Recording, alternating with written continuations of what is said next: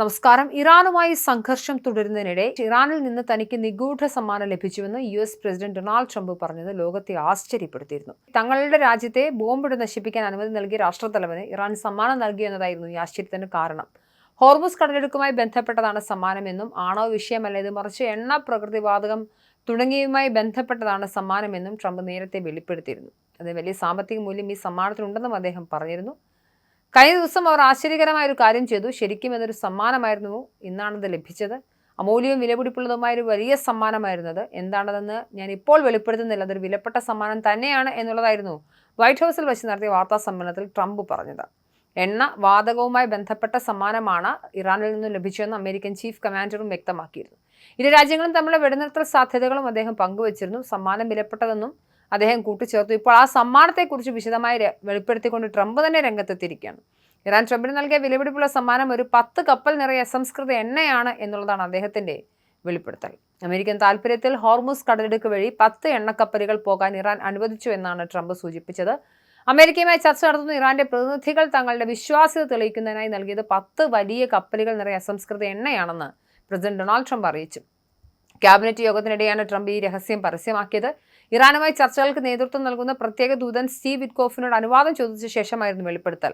ഞാൻ നിങ്ങളോട് ഒരു സമ്മാനത്തെക്കുറിച്ച് പറഞ്ഞിരുന്നില്ലേ സ്റ്റീവ്, എനിക്കത് വെളിപ്പെടുത്താമോ എന്ന് ട്രംപ് ചോദിക്കുകയും വിറ്റ്കോഫ് അതിന് സമ്മതം നൽകുകയുമായിരുന്നു. തങ്ങൾ ചർച്ചകളിൽ ഗൗരവമുള്ളവരാണെന്ന് കാണിക്കാനാണ് ഇറാൻ ഇത്തരമൊരു നീക്കം നടത്തിയത്. 8 കപ്പൽ എണ്ണ നൽകാമെന്നാണ് അവർ ആദ്യം അറിയിച്ചിരുന്നത്. എന്നാൽ പിന്നീട് എന്തോ കാര്യത്തിന് ക്ഷമ ചോദിച്ചുകൊണ്ട് 2 കപ്പലുകൾ കൂടി അധികമായി നൽകുകയായിരുന്നു. അങ്ങനെ ആകെ 10 വലിയ എണ്ണക്കപ്പലുകൾ അമേരിക്കയിലേക്ക് തിരിക്കുകയാണെന്നും ഹോർമുസ് കടലിടുക്കിലൂടെ കപ്പലുകൾ നീങ്ങുന്ന ദൃശ്യങ്ങൾ താൻ ഫോക്സ് ന്യൂസിൽ കണ്ടതായും ട്രംപ് പറയുന്നുണ്ട്. കോടിക്കണക്കിന് ഡോളർ മൂല്യമുള്ളതാണ് ഈ സമ്മാനമെന്ന് നേരത്തെ തന്നെ ട്രംപ് സൂചിപ്പിച്ചിരുന്നു. എന്തായാലും വലിയ ആശ്ചര്യത്തോടു കൂടിയാണ് ആളുകൾ ഇതെന്താണ് ഈ സമ്മാനമെന്ന് അറിയാൻ വേണ്ടി കാത്തിരുന്നത്. ഇപ്പോൾ ട്രംപ് തന്നെ ആ സമ്മാനം എന്താണെന്ന് ലോകത്തിന് മുന്നിൽ പറയുകയാണ്. ഇറാൻ നൽകിയ 8 എണ്ണക്കപ്പലുകളെ കുറിച്ചുള്ള കൂടുതൽ വിവരങ്ങൾ വൈറ്റ് ഹൗസ് ഔദ്യോഗികമായി പുറത്തുവിട്ടിട്ടില്ല. എങ്കിലും ഈ കപ്പലുകൾ പാകിസ്ഥാൻ ഉൾപ്പെടെയുള്ള വിദേശ രാജ്യങ്ങളുടെ പതാക വഹിക്കുന്നവയാകാൻ സാധ്യതയുണ്ടെന്നും സൂചനയുണ്ട്.